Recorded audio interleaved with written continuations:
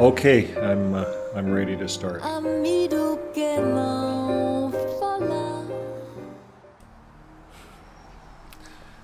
Welcome back. Well, baptism, that's another story. When I was when I broke up with my girlfriend, my Jehovah's Witness girlfriend, she gave me the engagement ring back, so I carried on. That was kind of a deciding point. Was I in this for the girl, or was I in this for learning about the Bible? And at that point in time, my parents already did the intervention. No one showed me any scripture from the Bible as to why I should not be doing what I'm doing. So at that point, it made logical sense to at least give it a Bible study shot. And then throughout the course, I found out, I went to some meetings in my old community and in the bigger city, and I met that JW girl that I was in food science class with. I met her at a meeting, and it was her brother that I used to go drinking with. He was in drama class with me, and I didn't know he was a JW. But that's when I got refreshed. He's a JW, and he was having some issues. But once he finds out you're studying, he's going to be really excited. And sure enough, we got together and we had a lot of fun together. And he took me out in service. I kind of bypassed all of studying with anybody.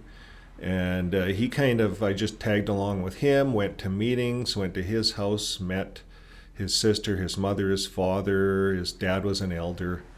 And they took me in like their family. They knew my folks because it was all part of that community. They were just at the other end of the community, and my folks would never talk about them because they never talk about Jehovah's Witnesses.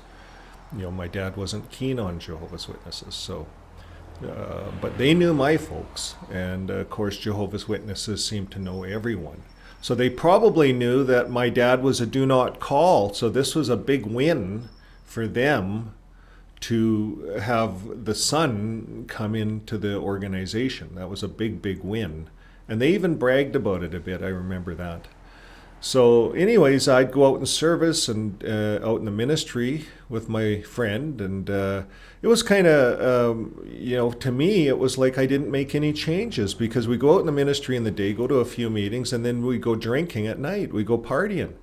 We go to the liquor store. We'd buy a case of beer or a bottle of whiskey or something, and then we'd go out and park the car in the middle of nowhere and just drink until it's all gone.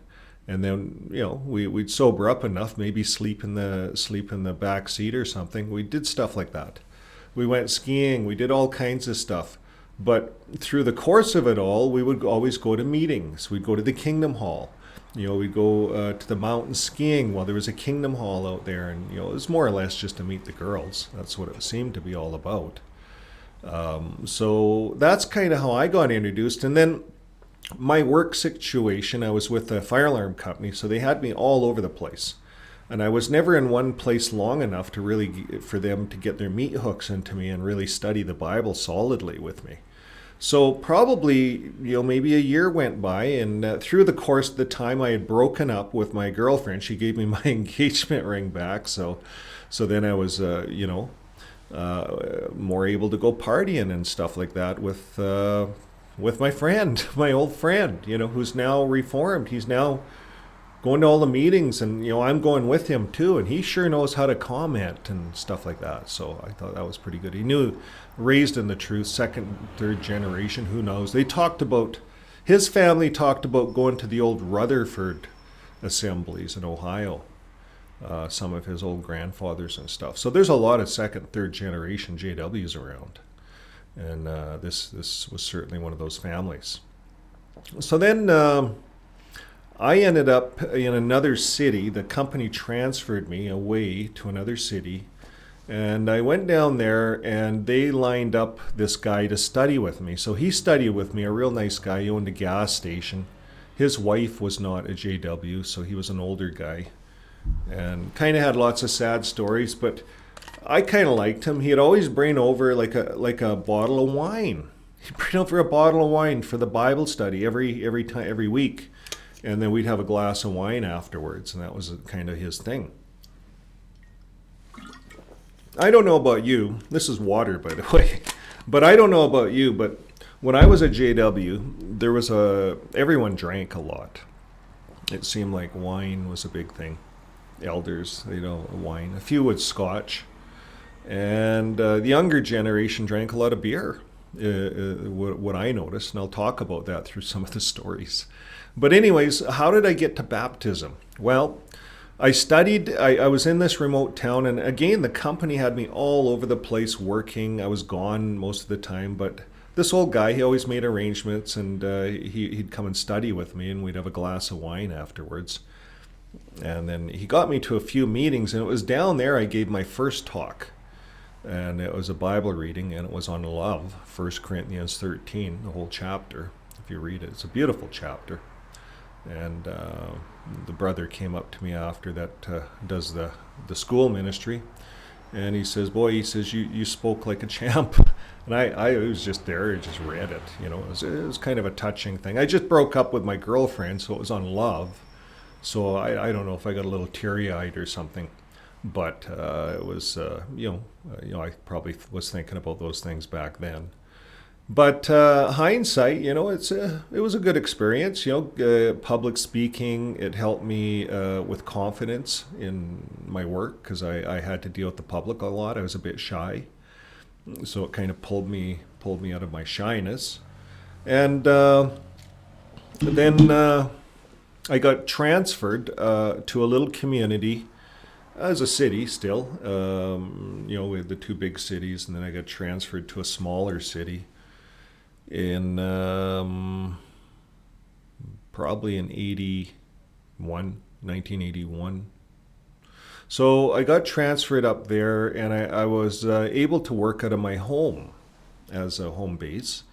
And so there I was recommended. I went to the meeting, and I was actually doing a course up there with the company I was working with GE on the fire alarms, and they hosted a course up there, and I went to one of the meetings and met the young people there, and I was really taken back because they were so friendly.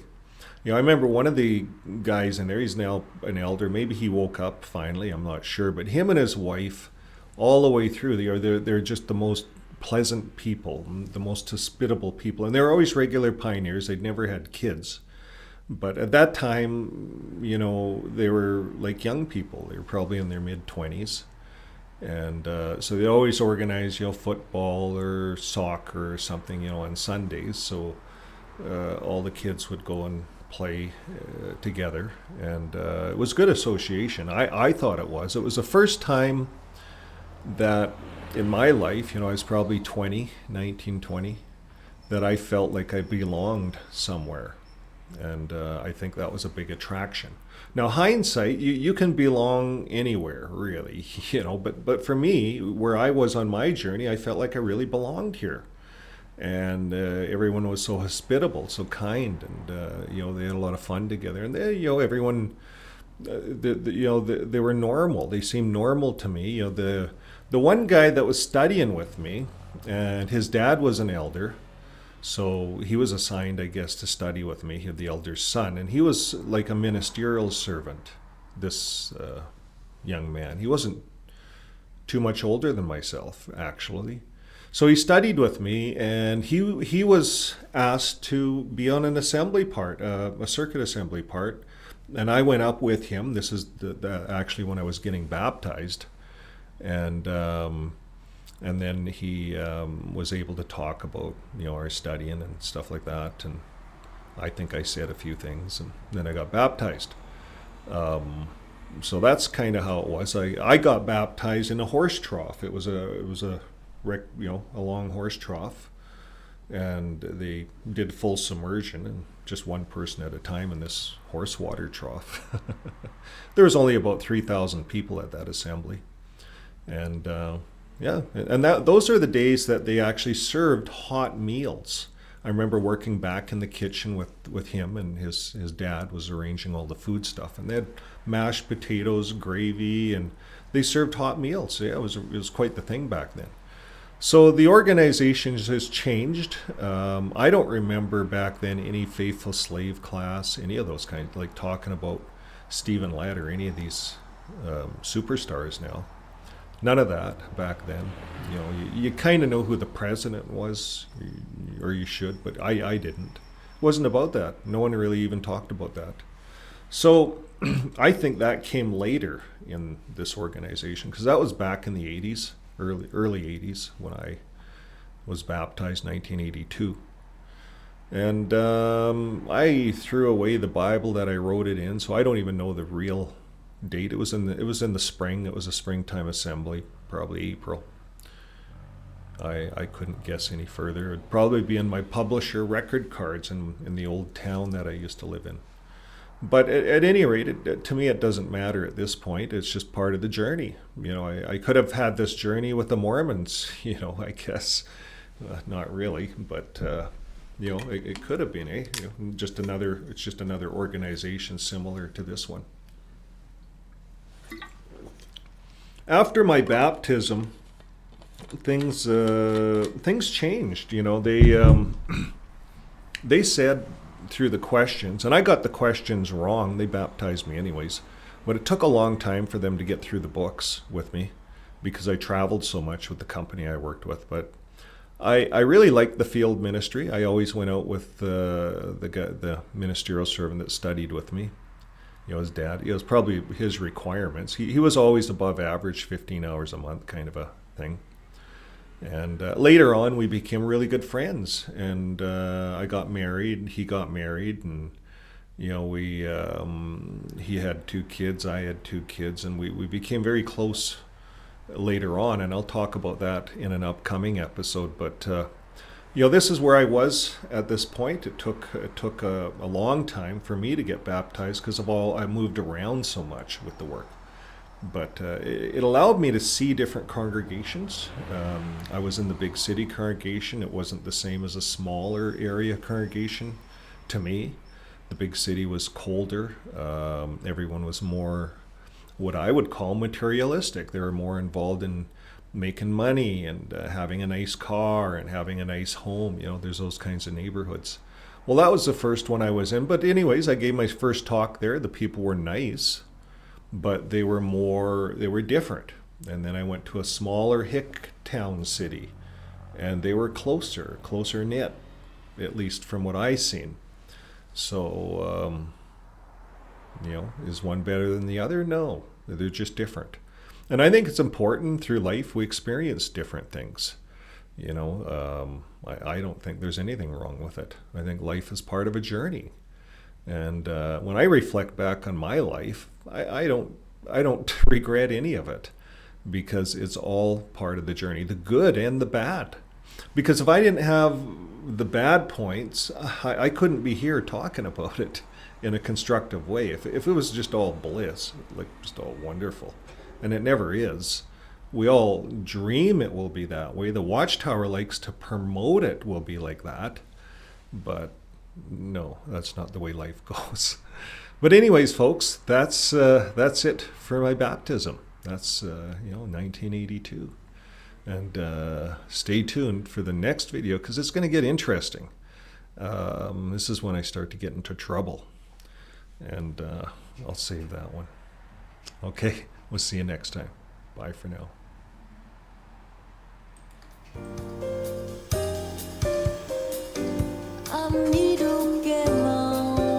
I gotta go.